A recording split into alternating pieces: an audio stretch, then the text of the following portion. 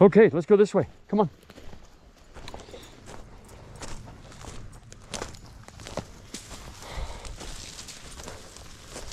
All right, so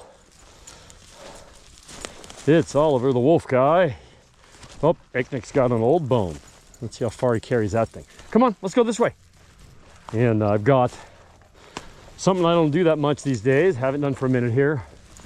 Not since before breeding season started, because it's just too complex.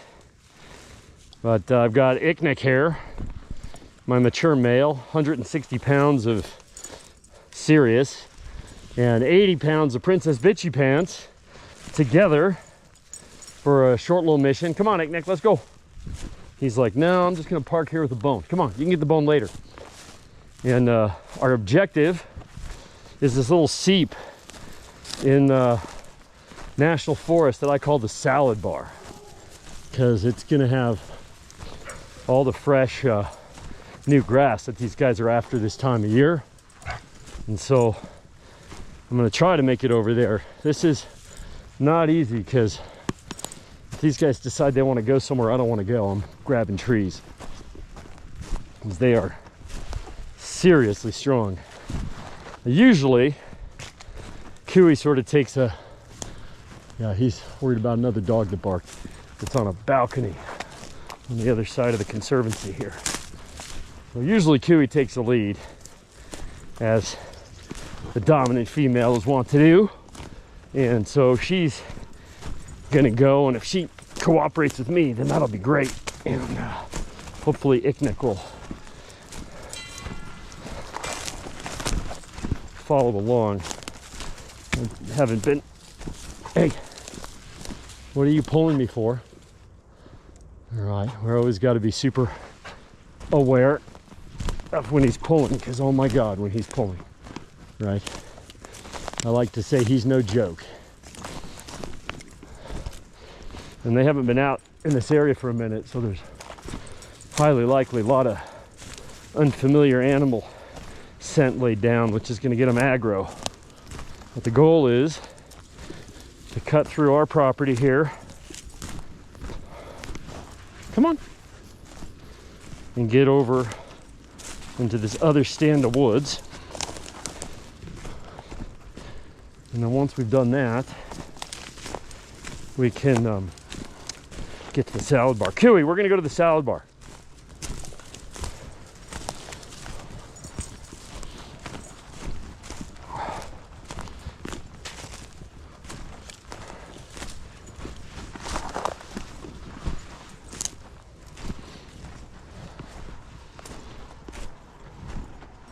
Come on, we're going to the salad bar. Hey, both you both, here. I'm just try to make a direct route to the salad bar. That's really my main goal, is to give them a little bit of fresh greens.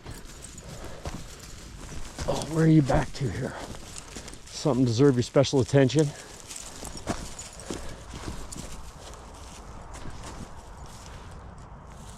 Yeah, that's a scrape from someone else. Come on, let's go this way. So ordinarily I'm not quite so domineering with them on the walk, but just because it's the first time the two of them have been out together for a minute, and I'm not in optimal getting dragged around condition, that I'm going to manage the process a little more aggressively, just to make sure nothing I don't like doesn't happen here. All right.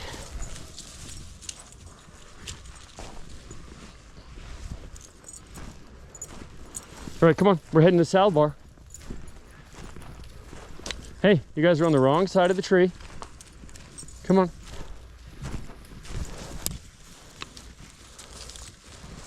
All right.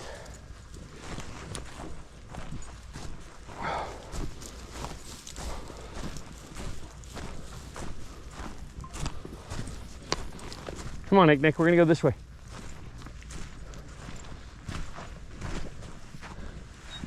All right, you're all right. All right, if we can just get across here. Come on, you're okay. Hey, all right, so this is what I was talking about. So he is incredibly timid of unfamiliar people. when if they have a dog with them, it's a whole different story. But if he just sees unfamiliar people and they're approaching, so he feels like they're coming towards him, then he's very reticent about it. And so what we do is I give him, so I don't want him to start running, so I let him hit sort of a certain comfortable flight distance and watch. And we hang back and we allow the people to pass. And then once they're beyond, he'll relax. And this is core territory for us, by the way. This is just 50 yards off our property now. And so he's pretty confident here, but again, he's not super comfortable with unfamiliar people that are walking directly towards him. Cooey doesn't care. She's not afraid of anything. She's been on stage in front of 10,000 people in an indoor auditorium. She doesn't like it, but she'll do it. All right, so now you'll see he's relaxed. They're moving away. They don't have eyes on him. And we're gonna cross over.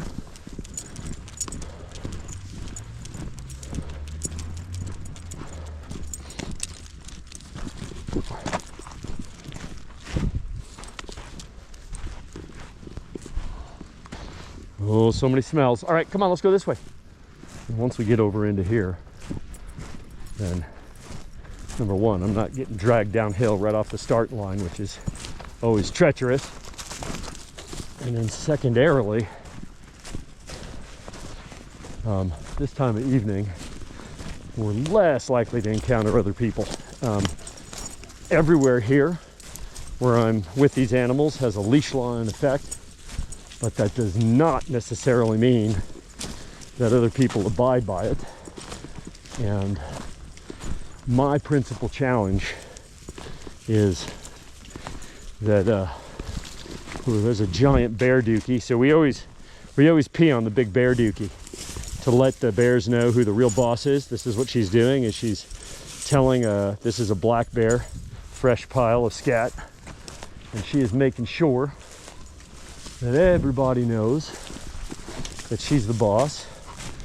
We have to be a little vigilant because they want to enforce on the bears. So I'm always looking when I see fresh bear scat. What's wrong, Iqniq? It's an unfamiliar human scent. He's a little, all right. And she doesn't care. So sometimes we'll end up in a scenario where he's freaking out and she's charging and I'm managing for both. So you can see he's hyper vigilant.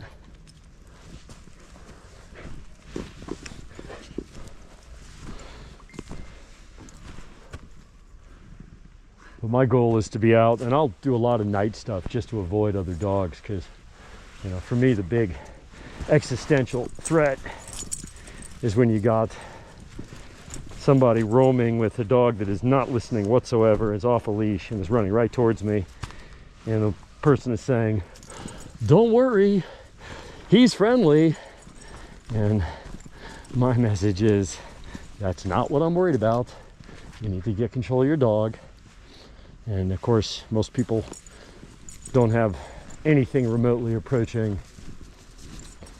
voice control over their canines.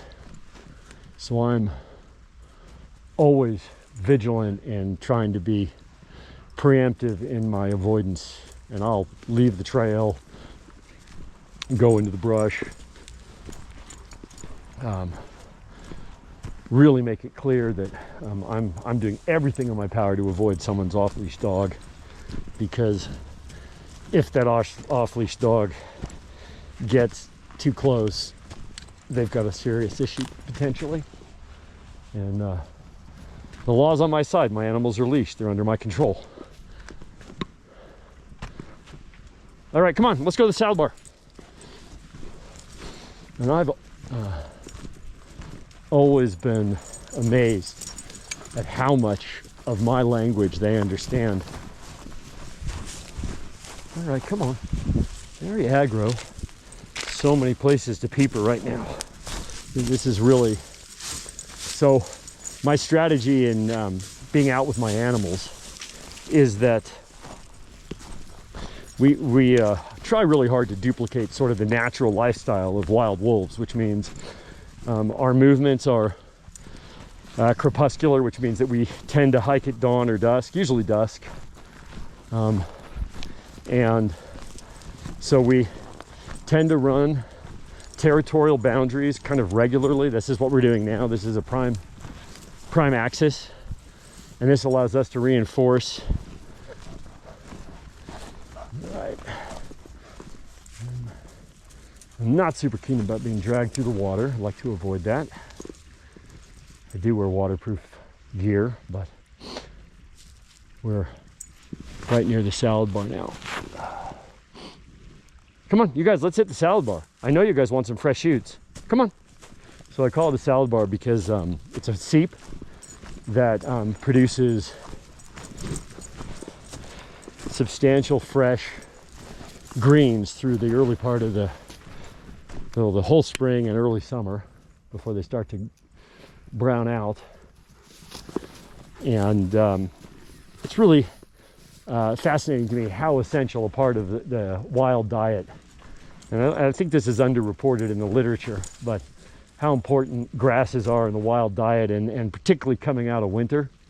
We, as part of the diet we feed, we actually add kale to their principal carno logs, but that isn't a replacement for these fresh natural grasses. And so Kui is now heading towards there's a couple of different seeps here that we hit.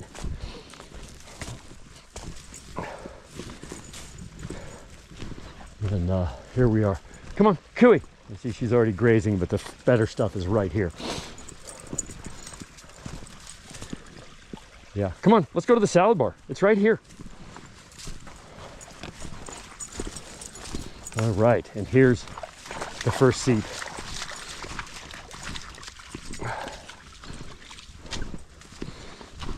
And I'm anticipating, as long as he's not too stressed out by something, that we'll start grazing on the salad bar here, and if not, we'll hit the second one in a minute.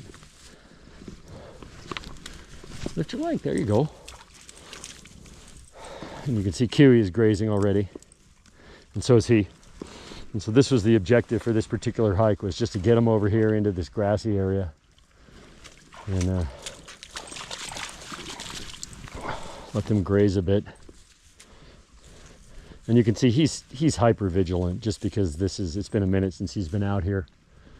And so we've got a lot of unfamiliar scent, whereas Aqutaq, all she cares about is enforcing her presence on the landscape, which means she scrapes, she pees, she flex leg urinates and lift leg urinates, and does something that I call a pee wheelie, which is where she'll actually stand only on her front feet and lift her rear end up in the air to piss really high on a tree. Like, she can get up and mark a tree up, 2.5, 3 feet. And so here's big scraping.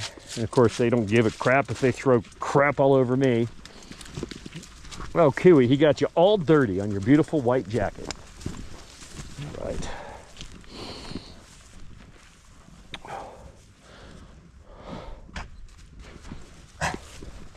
All right, now we're going to talk for just 1 second about a phenomenon that those of us that work with carnivores know, which is that these animals are what we call one-event learners. And you have to understand that in a wild lifestyle, a single event can be fatal. And so they have a very high level of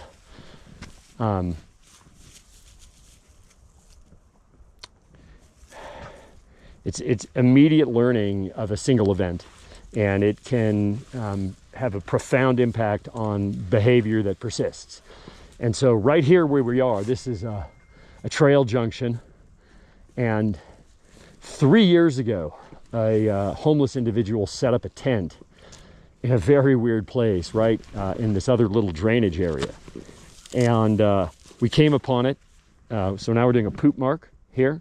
So this is beyond a urination. He's intentionally pooping up against a tree so that it kind of smears on the tree, and that's a very strong defecation mark. It's a very persistent mark, and of course a scrape to reinforce.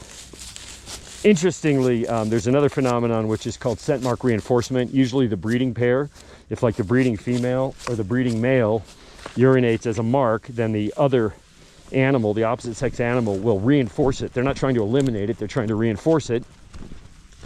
If I pee out of doors, she reinforces my scent mark, which is fascinating. And her behavior indicates to me that she thinks that we are the breeding pair, which sort of makes sense because he came in as a tiny little puppy with me, days old, and I've had her whole life since she was just a couple days old.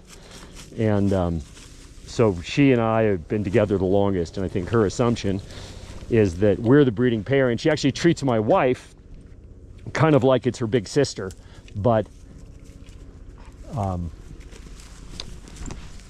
clearly she's much more bonded to me and takes things with me much more personally. So back to what I was saying about one event learning. So there was a tent set up right on this little trail junction here, and it really freaked Iqniq out. We came upon it. There was a smelly, weird guy who popped out of it and startled him. And since then, as I said, it's been years, he typically is very reticent about moving through this little narrow pinch. Now, this has been another whole winter, so we'll see if he rolls through easily. Just sort of observe. He's very vigilant. The tent was literally right over here. So interestingly, way more confident today. Maybe we finally extinguished that of fear. Yeah, so the tent was literally right there where those logs are, and he just moved through easily for the first time ever, which is great. We try hard when we have those kind of fear-inducing moments to do things which will allow him to attenuate and overcome those fears.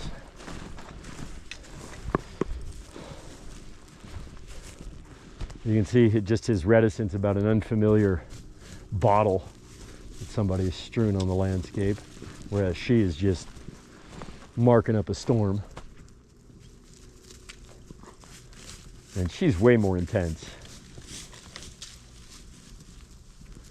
Her level of intensity has always been off the charts. In fact, other professional animal handlers who've seen what I've been through with her tell me that she's the one they would have turned into a jacket just because she's so intense. And